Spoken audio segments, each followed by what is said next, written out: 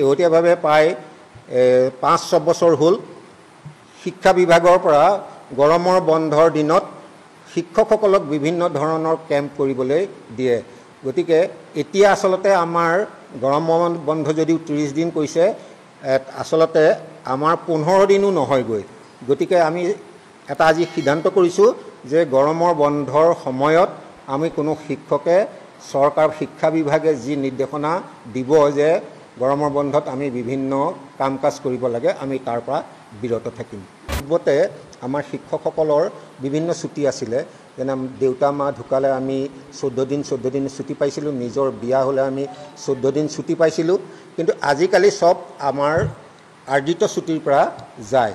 সেয়ে আমি বিচাৰিছিলোঁ যে অন্য কৰ্মচাৰীৰ দৰে অসম চৰকাৰৰ অন্য কৰ্মচাৰীৰ দৰে আমাকো 30 দিন আমাক আৰ্ণলিভ দিব লাগে। আমি এটা কথা জনাই থওঁ যে এপছ আৰু আমাৰ যি টেবলেটৰ বিসংগতিৰ কাৰণে যদি কোনো শিক্ষক ইয়াৰ বাবে দায়ী হয় বা দৰমহা কৰ্তন বা যেনেধৰণে ভাবুকি দি আছে যে নিলম্বন, এইবিলাকত যদি কাৰ্য তেখেতসকলে লিপ্ত হয় বা চৰকাৰে লয়, তেতিয়াহ'লে আমি সেই শিক্ষকসকলৰ পিছত মঞ্চই থিয় হৈ মাত দিম। আমাৰ এই শিক্ষক সংগঠনৰ যিসকল নেতা কিন্তু নিয়মিতভাৱে আমি শিক্ষা সেতু এপছৰ জৰিয়তে আমাৰ এটেণ্ডেঞ্চ দি আছোঁ।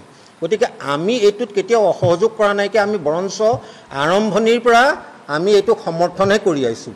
গতিকে এইটো তেখেতে যিটো কথা কৈছে যে 15% এই শিক্ষক সংগঠনৰ নেতাসকল আছে, এইটো আচলতে তেখেতে দায় সাৰিবলৈ কোৱা কথা।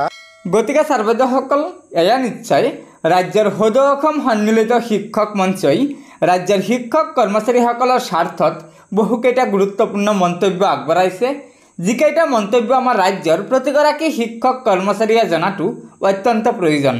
সেয়েহে ছাৰবাইদেউসকল, লগৰ বন্ধুবৰ্গক এই ভিডিঅ'টো শ্বেয়াৰ কৰি আজিৰ এই গুৰুত্বপূৰ্ণ খবৰটো জনাই দিব। আৰু নতুনকৈ অহা ছাৰবাইদেউসকলে পৰৱৰ্তী সময়ত ৰাজ্যৰ শিক্ষক কৰ্মচাৰীসকলৰ বিভিন্ন খবৰসমূহ পোনপ্ৰথমে পাবলৈ অনুগ্ৰহ কৰি আমাৰ এই চেনেলটো ছাবস্ক্ৰাইব কৰি ল'ব। গতিকে আজিৰ ভিডিঅ'টো ইয়াতে সমাপ্ত কৰিলোঁ। ধন্যবাদ। জয় আই অসম।